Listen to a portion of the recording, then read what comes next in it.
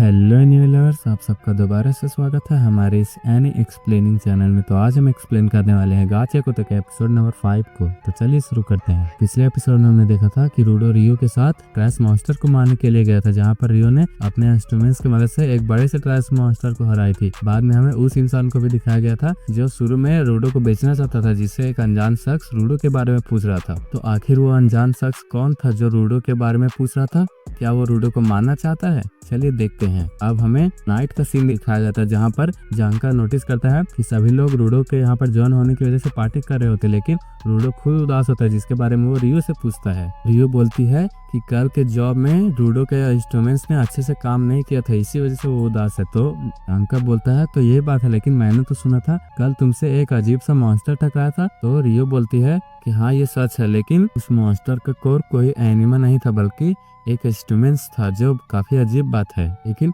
ये काम मैंने सीनियर्स के ऊपर छोड़ दिया है, इसलिए मैं इसकी चिंता क्यों करूं। अब ग्रिस रूडो से मिलने के लिए चला जाता, जो पिछले एपिसोड में रूडो के साथ जॉब पर था। रूडो को उसके साथी को बचाने के बदले थैंक्स बोल रहा था। तो रूडो बोलता है इसमें अजीब बात नहीं है, लेकिन मैं अपने इंस्ट्रूमेंट्स को अच्छे से कंट्रोल नहीं कर पाता हूँ, और रियर में भी ऐसा ही था, क्योंकि मैं वहाँ पर लोगों से अच्छे से बात नहीं करता था, जिसकी वजह से रेक्टो को मेरे बदले सबसे माफी मांगना पड़ता था। और इसलिए मैं जल्द से जल्द ऊपर जाना चाहता हूँ, क्योंकि मैं वो नहीं बन पाता हूँ जो दूसरे लोग मुझसे एक्सपेक्ट करते हैं, क्योंकि दूसरे लोग ही मुझे बचाते हैं। ग्रिस बोलता है मैं तुम्हारे शुक्रगुजार हूँ, क्योंकि ज्यादातर लोग सपोर्टर्स को अच्छा नहीं मानते और वो लोग उन्हें कमजोर मानते, लेकिन तुम उनसे अलग हो और तुम हमें भी अच्छे से ट्रीट करते हो। ऊपर से फ्लो ने क्लीनर्स को इसलिए ज्वाइन किया था ताकि वो ट्रैश मॉन्स्टर को हरा सके, लेकिन बिना पावर के वो ऐसा नहीं कर सकता था, इसलिए वो अपने चीज को अच्छे से ख्याल रख रहा है ताकि वो एक दिन गिवर्स बन सके और ट्रैश मॉन्स्टर को भी हरा सके। लेकिन जब से वो सपोर्टर बना है, तब से उसने डिसाइड किया है कि अगर वो गिवर बन भी जाएगा तब भी वो सपोर्टर ही बनना चाहेगा, ताकि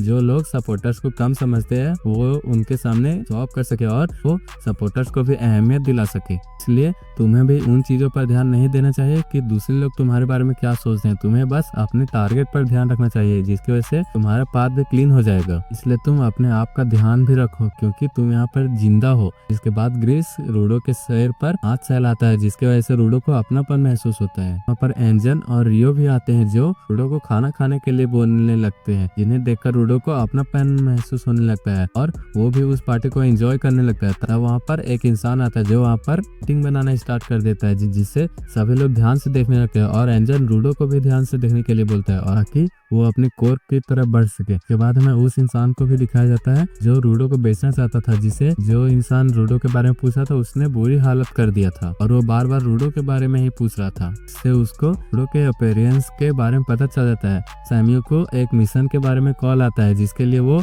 सपोर्टर्स और गिवर्स को इकट्ठा कर लेती है। जांका सैम्यू से पूछने लगता है कि आखिरकार रूडो हमारे साथ क्या कर रहा है, क्योंकि अभी तक ऑफिशियली क्लीनर्स नहीं बना है और वो इस ट्रेनिंग को नहीं कर सकता। तो सैम्यू बोलती है मैंने रूडो को यहाँ पर इसलिए बुलाया है कि जो मिशन हमें मिला है वो रूडो से रिलेटेड है। यहाँ पर एक मॉन्स्टर ने पोलेटेड जॉन में एक इंसान पर हमला कर दिया था और उसने उस इंसान के सामान को ले लिया था, जिसकी वजह से वो इंसान क्लीनर से हेल्प मांगता है और वो बोलता है कि उसे अपना सामान वापस चाहिए, इसलिए क्लीनर्स उसका हेल्प करे और उस मॉन्स्टर को मार दे। ऊपर से उसे वहाँ पर एक लिविंग पर्सन भी दिखा दिया था जो स्पेयर से आया हुआ था। ये बहुत अजीब बात है कि एक ही टाइम में दो स्पेयर आए हैं, इसलिए मुझे लगा कि रूडो को इसमें इंटरेस्ट होगा, जिससे उसे ऊपर जाने का रास्ता भी मिल जाएगा। रियो रूडो को इस बारे में सोचने के लिए बोलता है, तो रूडो सोचने लगता है कि मैं अभी भी अपने पावर को कंट्रोल नहीं कर सकता हूँ, इसलिए मैं दोबारा से इन लोगों पर बोझ बन जाऊंगा, लेकिन अगर मैं वहाँ पर जाऊंगा मुझे ऊपर जाने का रास्ता भी मिल सकता है। इसलिए वो वहाँ पर जाने के लिए तैयार हो जाता है, लेकिन जांका को अभी भी ये बात अच्छा नहीं लग रहा होता। तो सैमी बोलती है इस मिशन को पहले जन करने वाला था, लेकिन उसे दूसरा मिशन मिल गया, इसलिए उसने मुझे ये काम दिया क्योंकि उसे तुम पर भरोसा है। जो सुनकर जांका खुश हो जाता है, इसकी वजह से जांका एक्साइटेड हो जाता है और वो लोग उस लोकेशन के पास पहुंच जाते हैं, जहाँ पर रूडो ग्रिस से पूछता है कि तुम अपने पास कोई हथियार नहीं रखते हो। तो ग्रिस बोलता है कि मैं अपने सेल्फ डिफेंस के लिए एक नाइफ नाइफ रखता हूँ, लेकिन मुझे अपने हाथों के साथ ही लड़ना पसंद है। तो उसका साथी बोलता है कि ये अपने पास एक और भी चीज रखता है जिससे ये प्रे करता है कि हम सभी लोग वापस अच्छे से आ सके। तो रूडो को लगने लगता है कि ग्रिस एक अच्छा इंसान है। तब वहाँ पर वो मर्चेंट आ जाती है जिसने उन लोगों को हायर किया होता है। तब रूडो उससे उस स्प्राइट के बारे में पूछने लगता है। तो वो बोलती है मैंने उस स्प्राइट को दूर से ही देखा था और वो बेहोश भी हो गया था, जिसकी वजह से मैं उसे कुछ नहीं पूछ पाई थी, लेकिन मुझे उसकी चिंता हो रही है, इसलिए मैं चाहती हूँ तुम लोग मॉन्स्टर से लड़ो और उसे सुरक्षित करो। तो रूडो बोलता है कि कहीं तुम उसे बेचने के बारे में तो नहीं सोच रही हो। वो लड़की मना करने लगती है और बोलती है मुझे इन सब में इंटरेस्ट नहीं है, लेकिन मुझे भी स्प्राइट के बारे में जानने में इंटरेस्ट है। जिसके बाद वो उन सबको उस जगह पर ले जाने लगता है जहाँ पर जानका सोच रहा था। मुझे नहीं लगता कि वो अभी भी जिंदा होगा, क्योंकि ट्रैश मॉन्स्टर उसे मार चुके होंगे। लेकिन ये बहुत अजीब बात है कि एक मॉन्स्टर ने एक स्प्राइट को किडनैप किया, कुछ भी अच्छा नहीं लग रहा है। जिसके बाद वो लोग उस जगह पर पहुंच जाते हैं जहां पर वो स्प्राइट किडनैप हुआ होता है। जिसके बाद वो लोग उस घर के अंदर जाते हैं और उसे ढूंढने लगते हैं। तो वो लड़की उसे उस स्प्राइट को दिखाती है और उन्हें धक्का देकर उस स्प्राइट को बचाने के लिए बोलने लगती है। लेकिन जब रूडो ध्यान से देखता है तो वो स्प्राइट नहीं बल्कि एक डॉल होता है। तभी वो लड़की अचानक से चिल्लाते हुए पीछे की हो जाती है और अभी उन सभी क्लीनर्स के नीचे से जमीन टूट जाती है और वो लोग नीचे गिर जाते हैं। जानका उस लड़की से उस स्प्राइट के बारे में पूछने लगता है। तो वो लड़की रूडो की तरफ इशारा करते हुए मड में कन्वर्ट हो जाती है। अभी वहाँ पर 2 राइडर्स आ जाते हैं, जिन्हें देखकर जानका समझ जाता है कि उन्हें बेवकूफ बनाया गया और उनके सामने जो है वो राइडर्स हैं तो रूडो के पीछे पड़े हुए हैं। लेकिन रूडो को कुछ समझ में नहीं आ रहा था और वो पूछता है कि ये राइडर्स क्या होते हैं। ग्रिस बताता है कि ये राइडर्स गुंडे हैं। कुछ सालों पहले तो ये लोग छोटे मोटे चोरियां करते थे, लेकिन अब इनका मेथड चेंज हो चुका है।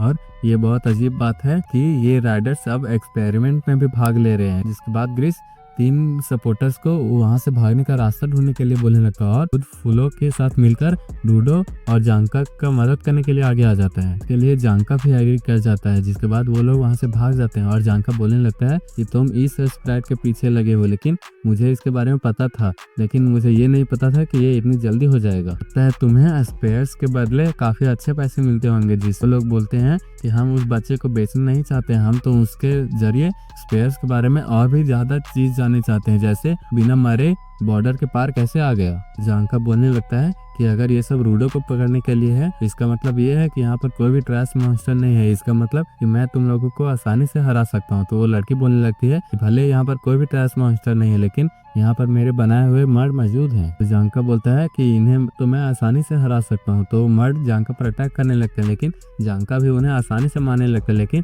तभी एक मर्ड के अंदर से दूसरा राइडर निकल के आता है और वो जानका पर अटैक कर देता है। वो गर्ल्स राइडर बोलने लगती है लोगों ने अभी तक सिर्फ ट्रैश मॉन्स्टर से ही लड़ाई की है, इसलिए तुम लोगों को ह्यूमन के साथ लड़ने में काफी प्रॉब्लम्स आएंगे। तो शुरू करते हैं। जिसके बाद वो दोबारा से जानका पर अटैक कर देती है और वो राइडर भी जानका पर अटैक कर देता है, जिसकी वजह से जानका अच्छे से लड़ नहीं पाता और धीरे धीरे वो जख्मी होने लगता है। और वो जैसे ही उस लेडी राइडर की तरफ बढ़ने लगता है तभी वो नोटिस करता है कि उसके नीचे एक मड ट्रैप है, जिसे उस लड़की ने पहले ही बिछा कर रखा था, जो बोलती है कि इस टाइम तुम ही एक पर्सन हो जो हम लोगों को रोक सकता है, इसलिए अगर तुम जिंदा ही नहीं रहोगे तो हमारी प्रॉब्लम में बाधा भी नहीं बनेगी, इसलिए जल्दी आप हट जाओ।